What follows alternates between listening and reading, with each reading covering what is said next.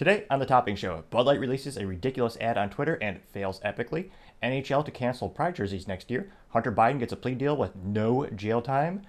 You have the U.S. Navy knowing that the submarine was sunk days before actually telling the public. Disney fires their chief diversity officer. Target pushing for next day delivery. SpaceX now valued at $150 billion. Mazda going to bring back the rotary engine. Ford is prepping for major layoffs, and Honda recalls over 1 million vehicles. All that and much more on The Topping Show.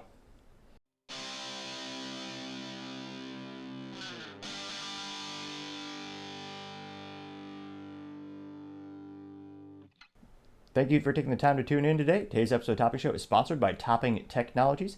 Topping Technologies is an IT value-added reseller and services company with a special proficiency in IT security. Heck, I see their founder released twice today. Gotta say he's quite handsome and brilliant. He's me, that's the joke. If you're an IT leader or a business owner, need a little assistance, you can reach the team at sales@toppingtechnologies.com. Going on to the business blunder of the day, you have Honda recalling 1.2 million vehicles. Now, this recall is due to an issue with the backup camera, and the rear camera may not have the image appear on the dashboard screen.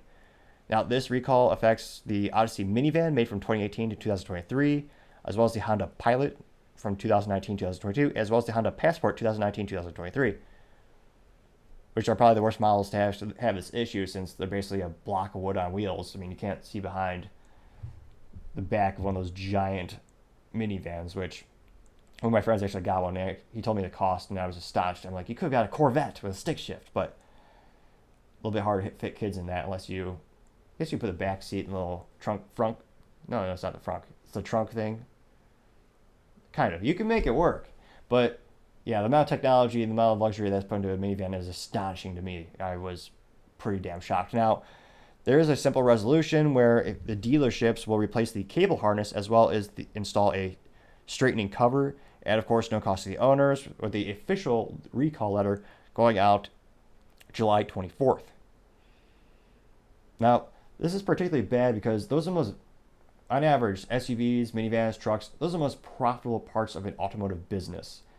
You usually lose money on subcompact vehicles because they're a lower price point, they're more economical to begin with. Famously, GM would lose money on, I believe dealerships lost $472 or $480 on every Chevy Cruze they sold, which is a Chevy-made subcompact compact vehicle. The only way they made money on it was with good old-fashioned dealership financing and accessories and all those types of things that they throw on top of the vehicle. But a lot of those vehicles are built to a price point, and that's why there's not a lot of profit. Their van, I can only assume the Honda minivan that costs 50 to 60 grand or plus, with all the DVD, Blu-ray, and banana players they have those things, that's some of the most profitable part of your business. And as these companies are trying to transition to EV vehicles, they're bleeding money for several years as they ramp up those segments of the business. They start to understand the research and development. They can also take that research cost and you could divide it on many vehicles. They need to make as much profit as possible from the traditional legacy internal combustion engines, especially with these SUVs and minivans. And they have a recall, even as simple as this, where, I mean, emotional rhetoric with this alone, you have parents thinking, what, Bobby or Timmy is kept running across the driveway to get a ball and the van doesn't see it. Those vehicles are especially charged with emotional rhetoric because they're family vehicles. So to have any type of issues with reliability or a recall on some of your most profitable products, I mean, that's got to be the business blunder of the day. Thank you everyone for taking the time to tune in. Cannot thank you enough. I really appreciate it if you take the time to like, subscribe, and comment. Each one of those things greatly helps out the channel.